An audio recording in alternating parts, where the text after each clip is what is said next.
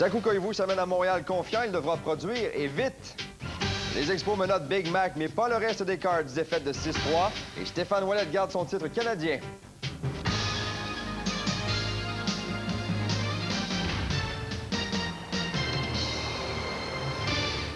Mesdames, Messieurs, bonsoir et bienvenue au TVA Sport. Parlons d'abord du Canadien ce soir, puisque Saku Koivu s'est adressé aux journalistes montréalais ce matin en direct de Turku, chez lui, en Finlande. Le petit joueur de centre est confiant de répondre aux attentes des patrons qui comptent l'envoyer dans la mêlée pour les 3 dernières parties hors concours du Canadien. Et on a appris aujourd'hui qu'il devrait sauter sur la glace avec ses coéquipiers pour la première fois mardi prochain. Be careful, there's 25 people listening to us right now. Tous réunis autour d'un appareil téléphonique, nous nous sommes levés pour poser des questions à un Finlandais plus riche de 10 millions de dollars. Saku, this is Marc Defoy from le Journal de Montréal. Saku arrivera à Montréal samedi, l'argent plein les poches et les épaules sous une pression énorme. You know, they put a lot of money to me, and they have faith. They're trusting me, and I'm really happy about that. I know there is some more pressure. You know, when more you make, I think better you have to play, you have to produce something. C'est la prochaine vedette ici pour les 10 prochaines années. Saku est un gars qui a beaucoup de charisme, il est très excitant. On est content de l'avoir aussi, puis je suis sûr que les fans aussi sont heureux. Et au lendemain de la dégelée face aux Flyers, les jeunes joueurs du Canadien avaient d'autres leçons à apprendre. Oui, le processus d'évaluation se poursuit. Tout était filmé du haut des gradins. Et Alain Vigneault a montré en exemple la relève des Flyers pour prendre la défense des espoirs du Canadien. J'espère que c'est plus facile pour Joe Burrows de se faire valoir avec Lindros puis Leclerc que hier soir avec Gratton, qui est encore jeune et plus dègre. Il me paraît pas mal mieux avec Lindros puis Leclerc. Donc, c'est une question des entourés. Présentement, mon problème, c'est que j'ai la difficulté à les entourer. Il n'y aura pas de ligne rouge au centre de la glace vendredi soir à Providence pour le match entre le Canadien et les Bruins. C'est un nouveau règlement à l'essai sur lequel les directeurs gérants de la Ligue devront se prononcer au cours des prochaines semaines. Comment faut-il s'ajuster? C'est un mystère, mais Vincent D'Anfous aurait bien aimé tenter l'expérience à Providence. J'aurais aimé ça être là pour ça. C'est une expérience qui... J'ai hâte de voir ce que ça va donner. J'ai hâte d'entendre les joueurs, de la façon que ça va jouer. J'ai l'impression que ça va être un petit peu plus ouvert.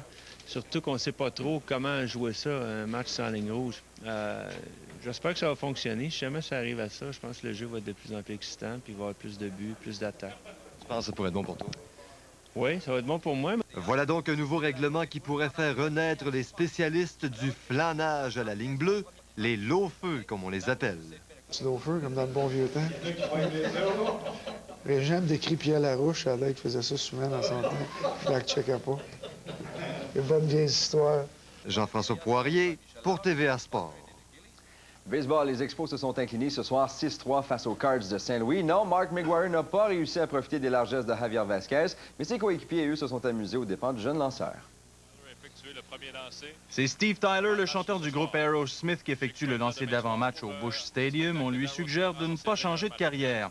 Après un retrait avec 2 coureurs sur les buts, Donovan Osborne accorde un double à Vladimir Guerrero. Le 199e coup sûr du Dominicain lui procure un 107e point produit. Shane Andrews enchaîne avec un long ballon. Derek May double l'avance des Expos. Mais Javier Vasquez a tôt fait de la gaspiller. Jordan est déjà sur les sentiers quand Mark McGuire reçoit un but sur balle. Son 160e, 10 de moins que la marque du Babe. Puis Ray Lankford sort la balle du terrain pour lancer les Cards en avant à 3-2. 31e circuit du voltigeur. 31e accordé par Vasquez. Le jeune droitier se ressaisit par la suite. Sa balle cassante déjoue Big Mac, qui n'a toujours qu'un seul circuit face aux Expos. Puis en 4e, Vasquez aide sa cause avec un ballon sacrifice au centre. Fernando Seguignol, auteur d'un double, égale le pointage.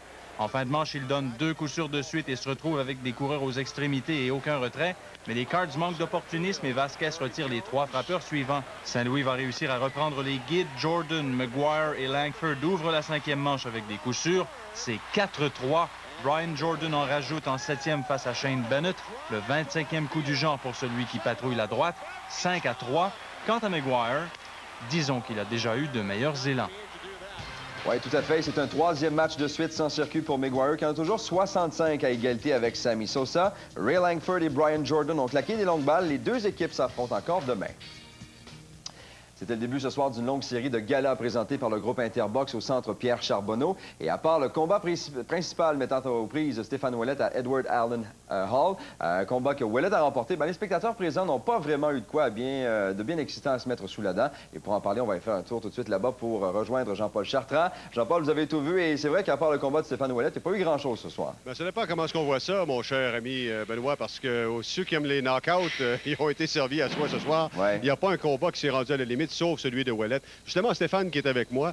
Et Stéphane, ben, Edward Allen Hall, c'est un gars bon, qu'on ne connaissait pas jusqu'à ce qu'il vienne ici au mois de décembre, il y a 2 ans, si ma mémoire est fidèle, ou presque 2 ans. Et il t'avait envoyé au tapis au 10e round. Puis là, à un moment donné, on s'est dit chez les promoteurs, ben, ça doit être une bonne chose de ramener Edward Allen Hall pour voir si Ouellet est capable de le descendre. Et il n'a pas voulu. En fait, tu l'as envoyé par terre, mais tu n'as pas réussi à lui passer le chaos ce soir. Oui, le gars il était assez tough. Il est venu ici pour se battre, pour essayer de remporter une victoire. J'ai pas pris de... J'ai essayé de boxer le plus discipliné possible. Il avait tombé au 8e, sauf que c'est un gars courageux. Je l'ai regardé dans les yeux, puis c'est un gars qui a du goût, tu sais. Puis j'ai bien du respect pour ce gars-là. Il a fait sa job, il est venu se battre, puis pour rien, tu sais. Tout le crédit à lui. Non, effectivement, là-dessus, il y a beaucoup de boxeurs qui auraient pu dire bon, ben, on va rester au plancher puis on va encaisser le chèque, on va s'en aller. Mais Edward Allen Hall, effectivement, il faut lui donner le crédit là-dessus parce qu'il s'est battu jusqu'à la fin. Probablement que pour lui, d'ailleurs, c'est important de pouvoir dire je me suis rendu jusqu'à la limite avec le numéro 1 au monde parce qu'il faut bien avouer aux gens qu'il était classé numéro 1 par la WBC. Ouais, C'est ça. Stéphane, c'est déjà annoncé, on l'a appris ce soir, en tout cas c'est signé déjà avec Dave Hilton pour le 27 novembre. La condition, c'était que tu ne perdes pas ce soir contre Edward Allen Hall, tu as rempli ta condition. Dave Hilton va se battre le 14 octobre, il faut qu'il gagne lui aussi. Est-ce que pour la première fois dans ta carrière, tu vas prendre pour Dave Hilton parce que tu veux absolument l'affronter? non, pas nécessairement. C'est comme il dit à soir, tu sais. Il ne souhaite pas des choses bien. Même encore là, il va gagner son combat. Dans le fond, ça va être profitable pour moi côté monétaire. Puis ça va être réglé une fois pour toutes après ça. On va être clair de ça. Puis tout, ça va passer un autre page d'histoire dans la boxe. Puis ça va être terminé. Je l'aime pas tellement, Dave Hilton. Hein? Ben, ça serait difficile à l'aimer avec ce qu'il a dit. Puis tout, En tout cas, Stéphane, merci encore une fois. Félicitations pour ton combat ce soir. Vous savez, Benoît, il y a eu d'autres combats ce soir, et notamment un combat de championnat canadien avec Shane Sutcliffe. Et lui, son adversaire, ben, c'est un gars qui n'avait pas tellement d'expérience chez les professionnels. Vous allez voir qu'au premier round, Sutcliffe l'a découpé en morceaux en lui appliquant un solide crochet au corps. Regardez-le tomber. À ce moment-là, on s'est dit, le combat est fini, mais il a puisé dans ses énergies Patrick Graham. Et finalement, il est revenu à la charge, sauf qu'au deuxième round, à ce moment-là, il s'est plaint qu'il avait été touché à l'œil. Vous allez voir, il va abandonner complètement. Et là, l'arbitre Tony Crivello n'avait d'autre choix que d'arrêter le combat. Alors, c'était une victoire pour Shane Sutcliffe qui a conservé son championnat canadien. Et rapidement, ben, je pourrais vous parler des autres combats de la soirée parce qu'ils se sont tous terminés avant la limite. Alors, tout d'abord, il y a Paul Dubé qui a gagné, c'était enlevé le rideau. Mais là, ce que l'on voit présentement, c'est Leonard Dorin. Ah, lui, quel boxeur excellent.